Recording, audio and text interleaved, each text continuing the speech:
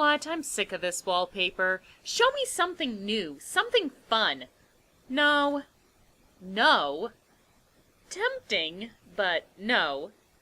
Ah, that's more like it. Roll the intro.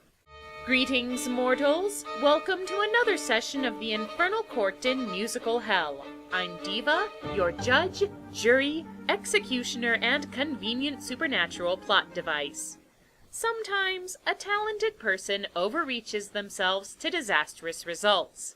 For example, Stephen King, undisputed master of the horror novel, undisputed crap film director. Adolf Hitler, decent painter, not so good in the area of international diplomacy.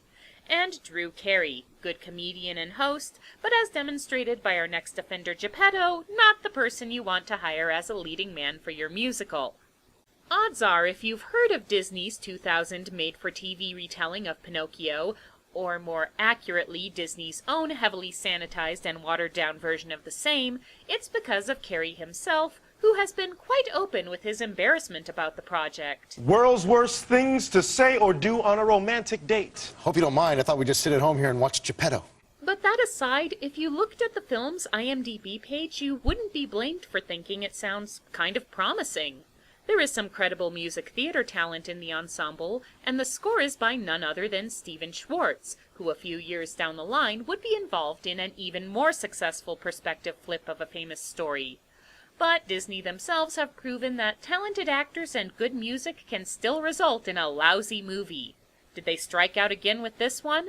Let's examine the case of Geppetto and find out.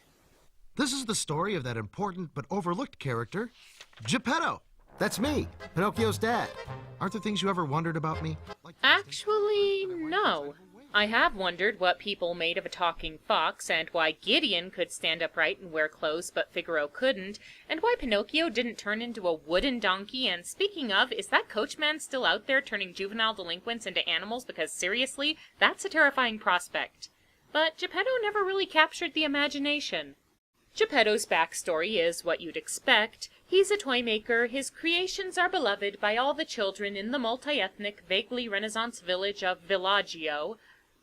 You know, I'm not even going to dignify that with a comment, but Geppetto's heart is filled with longing. Why is it the people who shouldn't have children who have children?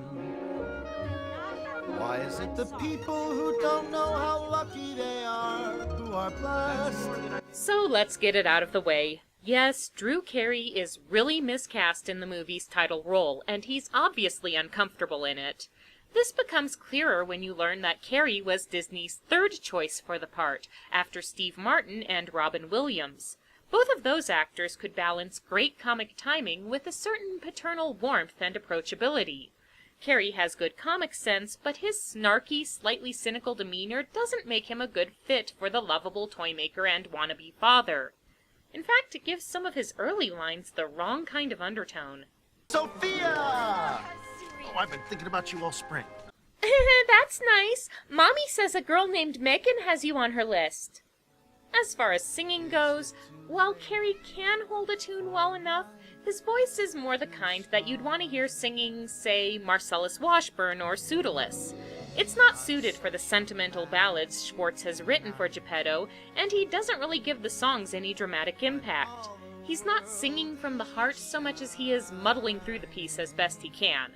My foolish prayer may it travel far. I even wish on the wishing star. I think it's also a bad move to introduce Geppetto as one of those aggravating people who criticize other parents while having no children of their own. Yes, he is obviously being set up for a hard fall, but it does make it kind of hard to get on the character's side at first. So after he's closed up shop and is alone with his cat and disturbingly lifelike puppet child, Geppetto makes a wish upon a star, and with a bit of magic and Disney self-reference, his prayer is answered. But you're a puppet. I'm not a puppet. I'm Pinocchio. May both your hearts be full. No, wait! It's not going to last, but I do like this first appearance of the Blue Fairy, which just amounts to her showing up, saying, "Congratulations, Geppetto, it's a little wooden boy, good luck, bye!" and poofing off. It gives her a weird, flaky vibe that's quite funny. For the moment. Geppetto is overjoyed at this miraculous turn of events, but that lasts all of 2 minutes before he seriously regrets it. Pinocchio asks way too many questions, he gets into trouble, he doesn't want to follow in the Geppetto family tradition of toy-making, and mainly Pinocchio is sin number 2. Okay, I admit I'm biased here. I've never found Pinocchio to be an appealing fictional character. In the Disney version, he's painfully naive and, well, dumb as a post, and that's an improvement. In the Carlo Collodi novel, he's a little wooden sociopath. Did you know he originally smashed Jiminy Cricket with a mallet? In the movie, he's played by Seth Adkins, who's mostly just shrill and cloying. And someday when I'm good and brave, the Blue Fairy said I can be a real boy. The last straw for Geppetto comes when he sends Pinocchio off to school with a bit of unhelpful advice. How am I not to do in school? Just act like all the other children, you'll be fine. And Pinocchio, who is all of 3 days old and belongs to the Amelia Bedelia School of Language Analysis, proceeds to do just that. Yes, everything I did, Yes, everything I did, See? Pinocchio, stop that. And I'd like to take a moment here to discuss sin number 3. There are some good ideas going to waste in this plot. I'll talk more about this as we go along, but right now let's stick with the behemoth in the room, which is, why is everybody so casual about the fact that a fucking puppet has come to life in their midst? I understand that he's made of pine. Actually, no. He's made of birch. See, pine scratches too easy. How do Geppetto's neighbors explain Pinocchio? Do they just dismiss him as a very elaborate automaton? Do they think Geppetto has flipped his gourd, calling a toy his son? Do they consider Pinocchio an abomination? How do their reactions affect Geppetto and Pinocchio and their relationship to each other? There is a lot of potential in this basic concept that the movie ignores in favor of going through the usual parents and children don't understand each other motions. I would just brush this off and say, it's a convention of the story, run with it, if it weren't for the fact that someone does recognize Pinocchio's existence as extraordinary, namely B-grade puppeteer Stromboli, played by Brent Spiner. Arrivederci! How do you expect to sell tickets if you sing off key? Stromboli takes one look at the no-strings puppet and is so excited by the lucrative prospect that he immediately forgets his Italian accent. Scusi, signore. Sorry, not now. It's about your boy, Pinocchio. You know, at least somebody is having fun in this movie, which is why Spiner is its saving grace. If Drew Carey is clearly uncomfortable playing Geppetto, Spiner is just as clearly having the time of his life as Stromboli. Like, did you ever get the impression that he always looked forward to those Star Trek plots where Data was acting strange, just because it gave him an excuse to ham it up like crazy? Oh, yes! That's what this role feels like. He just goes all out and wonderfully over the top in a performance that leaves no scenery unchewed. Oh, no, my dear little stringless puppet. It is a dark and evil world, and we must lock up our valuables lest someone steal them. And, of course, there is the matter of the little contract we signed! He's having so much fun that it's fun to watch, and he makes good use of his patter-heavy villain song to boot. After years of a second-rate act on a second-class circuit, after years of obscurity, toiling in doubt and in debt, comes a chance I could perk up my luck and I'm going to perk it. Think of the rapture once we recapture that marvelous marionette. Back with the less entertaining characters, Geppetto gets irrationally angry with Pinocchio for what was really an honest mistake, so much so that he seeks out the Blue Fairy and asks her to fix what he considers a defective response to his wish. But the Blue Fairy gives him a little song and dance that amounts to, "Sorry, buddy, you've got to work this out on your own." When you get the thing for which you've yearned, then you find your yearning has returned. Happy is the man who's finally learned. Happy endings must be earned. We'll see just how well she holds to that concept later on. Geppetto returns home to find a note from Pinocchio saying he's run off to join Stromboli's show. Wait, the kid doesn't understand figurative language, but he's already mastered cursive? And Geppetto sets off to find his son doing a little Disney cross-promotion. I've got no strings to hold me down, to make me fret or make me frown. I had strings, but now I'm free. There are no strings on me. Thinking his son will be much happier in the limelight, Geppetto decides to bid him a fond farewell. But Stromboli misdirects him with your basic "he went that-a-way" ploy, sending Geppetto off to wander the countryside. Of course, while his back is turned, Pinocchio really does get the here out of Dodge, boarding the first coach to Pleasure Island. So we have all our primary characters set on their different paths to the climax. After enduring a reprise from the Blue Fairy, seriously, lady, you're not helping, Geppetto stumbles onto a wandering Wayne Brady cameo. Watch closely, with a wave of my hand. Eccolo! Hey! The miraculous shrub of fire! Yeah, I'm gonna call this sin number 4. Brady is pretty talented, and he and Carey obviously know how to work together, but there's not much he can do with the bad magician shtick, especially since he's just there to deliver an anvilicious message. Boys ought to be free to pursue their joys, no matter what their dads do. Oh, but mine would be so disappointed in me. You have no idea how much pressure a father can put on his son. And that, children, was how Geppetto adopted a 28-year-old black man as his son. And if that wasn't heavy-handed enough on the important character development front, we learned the random encounter wasn't so random. So how'd I do? Oh, come on, that's cheating, Miss Magic Can't Solve All Your Problems. Geppetto's next step on his journey of self-discovery is the charming town of Adelia. With a name like that, they might as well call it Too Good to Be Truesville.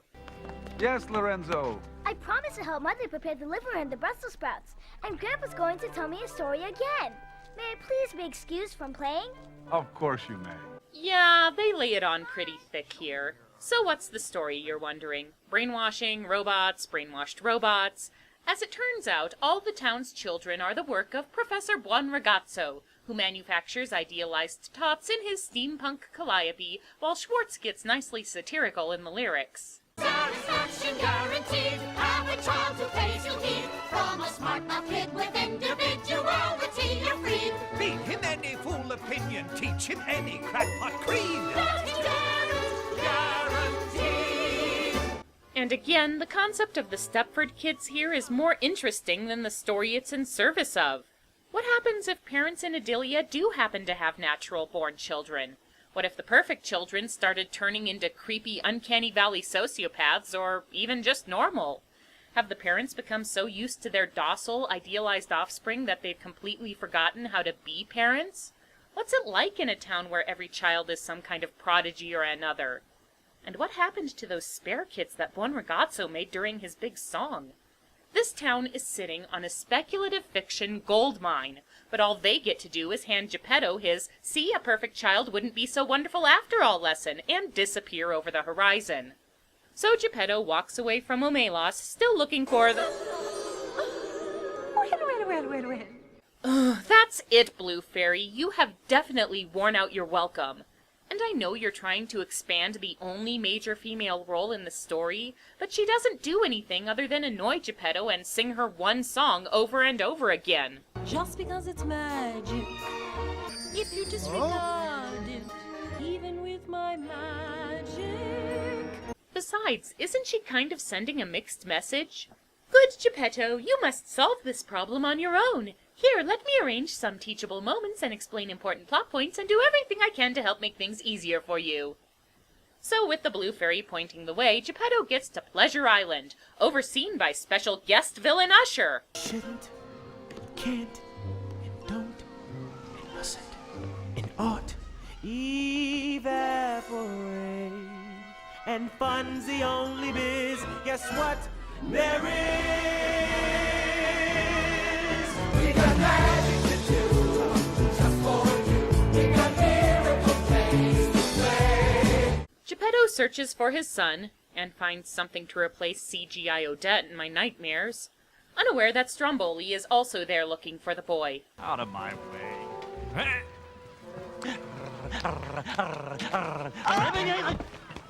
What have you done?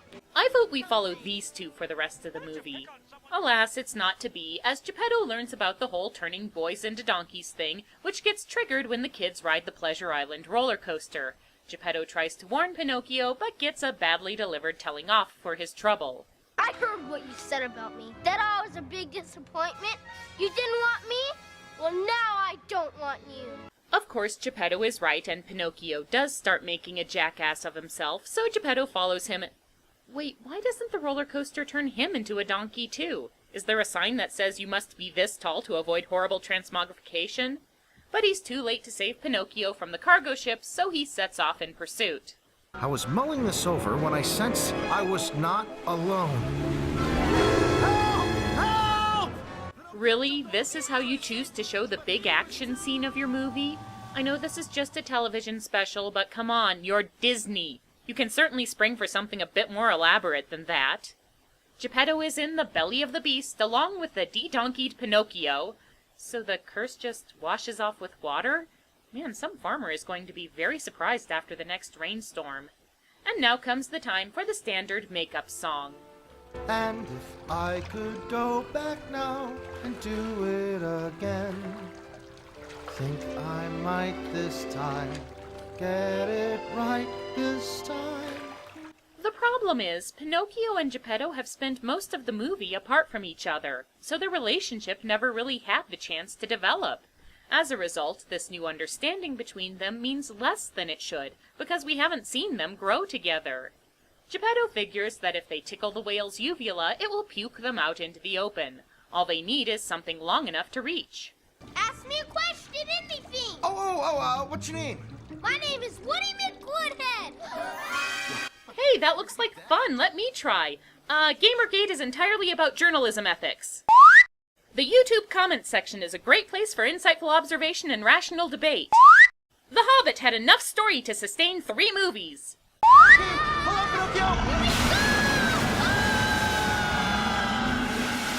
Geppetto and Pinocchio make it home, where the poor cat probably hasn't been fed in days, and say, wasn't Prince Spiner in this movie? Not so fast! Stromboli still has Pinocchio under ironclad contract, and he's determined to take the child away. Geppetto appeals with his newfound wisdom, and despite Drew Carey's weak rendition, the song is rather touching. So take my home, look, here's the key, and all of value you might see. But if you take my son from me, that's a price I cannot pay. But Stromboli is having none of it, so Geppetto's only hope is the good old fairy ex machina. What's happening? What are you doing? Well, becoming a real boy was supposed to be Pinocchio's reward for good behavior, but whatever, I'll just make it your reward for getting a hang of the whole parenting thing, and I'll chase Stromboli away for good measure. Good luck, and remember, magic can't solve all your problems for you. Take it away, traditional Disney ending chorus. Since I gave my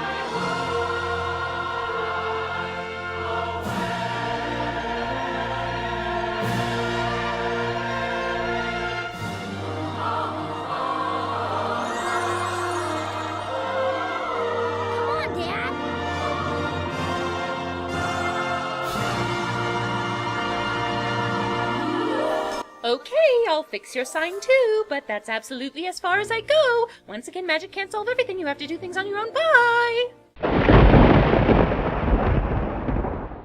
Drew Carey's self-depreciation aside, Geppetto is not as terrible as its reputation would indicate. Sure, Carey himself is pretty bad in it, and the concept is an interesting idea that never gets explored beyond the basic level. But the supporting cast provides some good moments, and the score is pretty typical of Stephen Schwartz. There are some odd lyrical turns, but on the whole, it's a good listen. Tweak the script and get a better lead, and you'd have a good show on your hands. It's just mediocre as is, though, so the Court of Musical Hell orders the following punishments. For having good material and then not using it to its full potential, we condemn writer David I. Stern to have the last chapters taken out of all his mystery novels. For being a letdown, especially on the musical level, we condemn Drew Carey to be trampled by a mob of disappointed Price is Right contestants. And for being a nosy, preachy pain in the rear, we condemn the Blue Fairy to the mom curse. One day, you will have a child exactly like you. Good luck. You'll need it. So let it be recorded. This session of the Infernal Court in musical hell is now adjourned.